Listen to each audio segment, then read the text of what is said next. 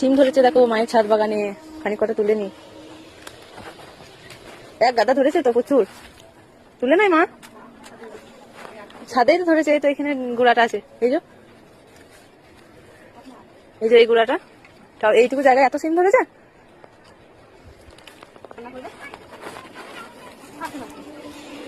এই বুড়ো হয়ে যাবে তো সিমগুলো না তুললে।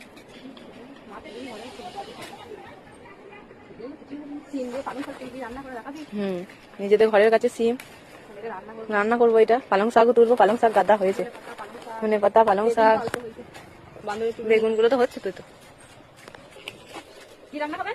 এখানে উচ্ছে গাছটা মরে গেছে, সিম গাছটা এখন হয়েছে, কত সিম ধরেছে বাপরে। নিচেই হলে আরো ধরে, ছাদ বাগানে পরিচর্যা করতে খুব কষ্ট। নিচেই হলে আরো সিমটা আরো ধরতো, তাও ধরেছে, ছাদে হয়েছে, তাও ভালোই ধরে আছে।